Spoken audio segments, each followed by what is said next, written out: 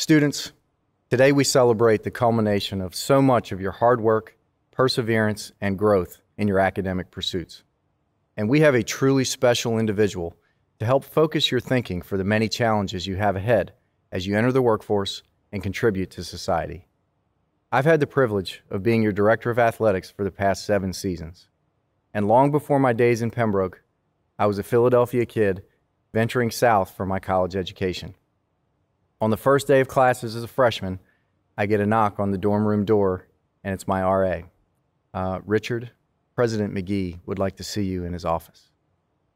Not the most comforting feeling for your first day of class 500 miles from home, but I went as instructed and I waited in the lobby, and shortly thereafter, I was summoned into his office.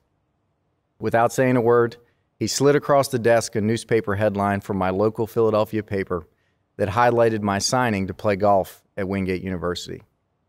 You see, the president at Widener University, which was right down the street from where I grew up, had mailed it and attached a kind note to Dr. McGee. And to paraphrase, he said, "You guys are doing so well down there, I can't even get top billing in my own newspaper. Keep it up." While it was a collegial sentiment from one president to another, it was also very true. Jerry McGee, over a 30-year period, led an absolute transformation of what was then Wingate College into the Wingate University we know today. Dr. McGee is currently President Emeritus of Wingate University after a long and storied career. A native of Rockingham, McGee was the longest tenured university president in North Carolina when he retired in 2015, having been appointed as president at Wingate in 1992. McGee devoted more than 40 years of his career to higher education. He served as vice president at Gardner-Webb, Meredith College, and Furman. In addition, McGee spent 36 years on the sideline as one of the most respected Division I football officials in the country.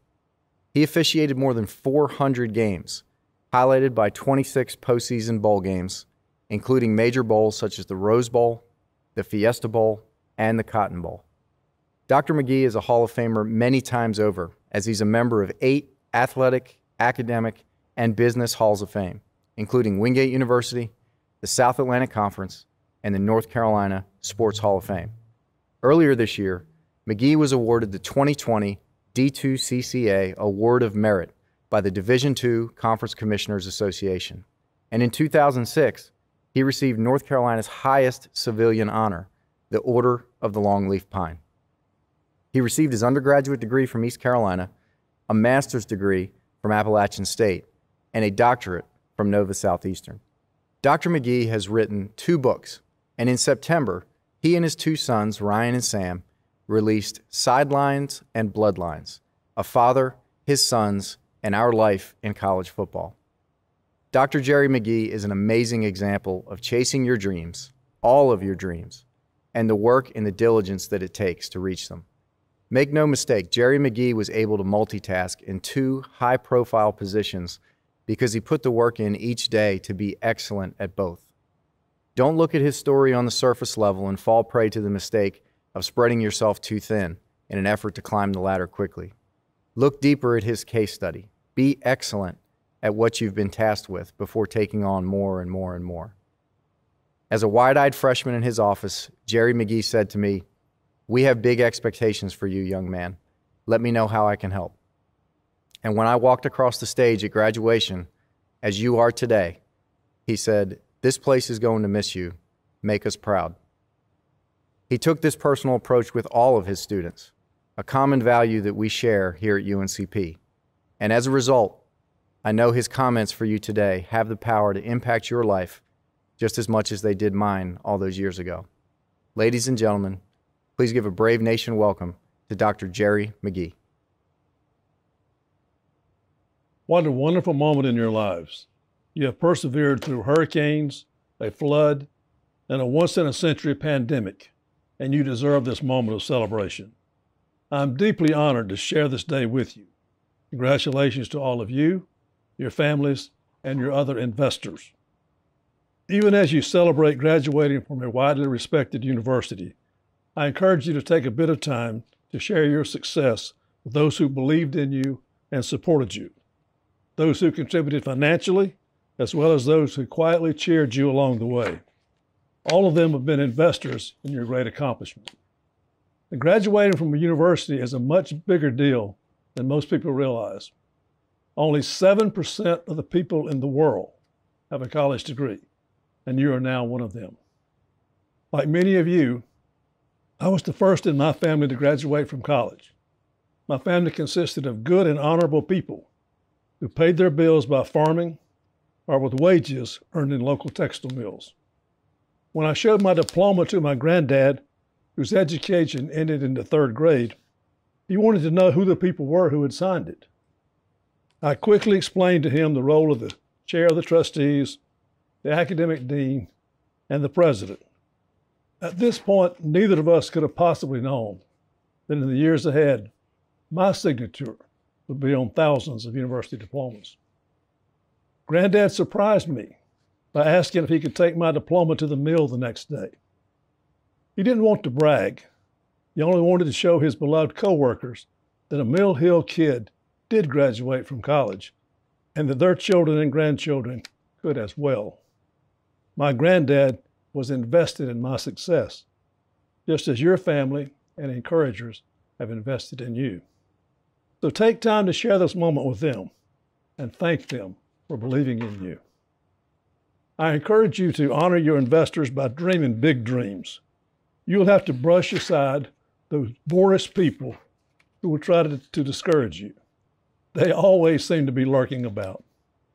Recently, my uncle reminded me that I came home crying from a friend's birthday party when I was 10 years old because an adult who heard me say that I wanted to go to college laughed out loud and said, "No kid like you will ever go to college."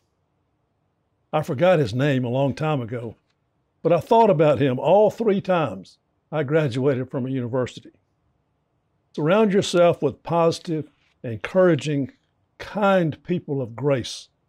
Your life is too precious and your contributions to society are too important to deal with negative, rude, or toxic people. All of us, along with your investors, want you to do well. But please don't measure your success simply by the amount of money you make. You should know that when you have a roof over your head, clothes to wear, clean water to drink, and food to eat, you're already among the wealthiest 10% of the world population.